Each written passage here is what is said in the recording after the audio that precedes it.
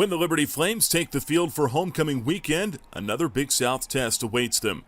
The Monmouth Hawks invade Williams Stadium in search of their first Big South win at 0-2. Meanwhile, Liberty opened conference play with a 36-21 win at Kennesaw State last week. A great win.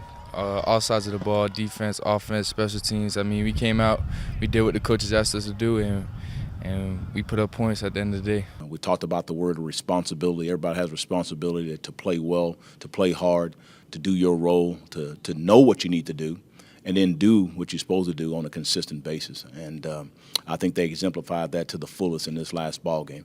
And obviously the challenge is, can you do it every week? This week, Monmouth comes to Lynchburg having won its most recent meeting with Liberty. The Hawks stunned the Flames in West Long Branch last year with a 20-17 win in overtime. This year, Monmouth has the Big South's top passing defense and a special teams unit that's blocked an FCS best 8 kicks in 7 games.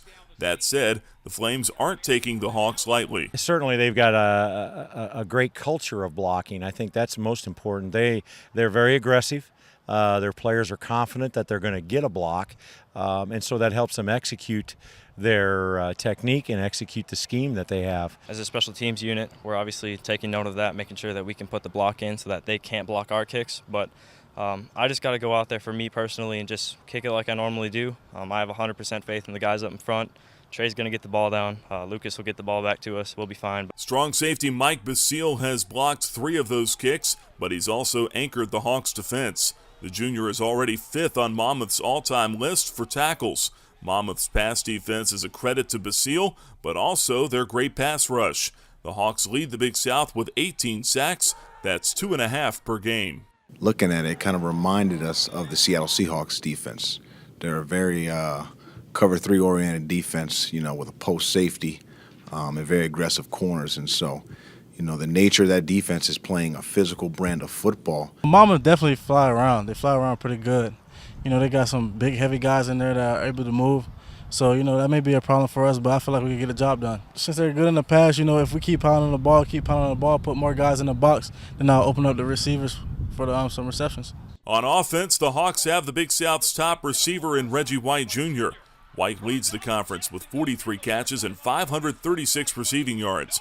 The Hawks also have the versatile Levon Chaney, whose 80 career receptions are the most in Big South history for a running back. They know their scheme, and they use their scheme no matter who they're playing. They just throw 1 or 2 wrinkles at you to be like, all right, it's the same play, but it looks different. I feel very good about the plan that we have in place to try to bring some confusion with some man coverage, and then also some quarter stuff that we normally do.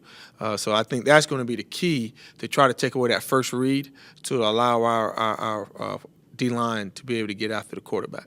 Now, Monmouth quarterback Cody Williams is expected to play here on Saturday afternoon despite taking a couple of big shots against Presbyterian in Monmouth's loss to them last week. Williams threw for 194 yards and ran for a touchdown in Monmouth's win over Liberty a year ago. Flames players and coaches said they obviously remember that game and they acknowledged the loss, but said they're more focused on winning this year's game with this year's players. And despite being without left tackle Tanner Hartman and left guard Ethan Crawford in all likelihood on Saturday, head coach Turner Gill praised his offensive line for their performance at Kennesaw State last week, in which they rushed for 203 yards against the Owls. Saturday's kickoff here at Williams Stadium is set for 3:30. Homecoming weekend here for the Liberty Flames. They have won 7 out of their last 9 homecoming ball games. In Lynchburg, for the Liberty Flames Sports Network, I'm Nick Pierce.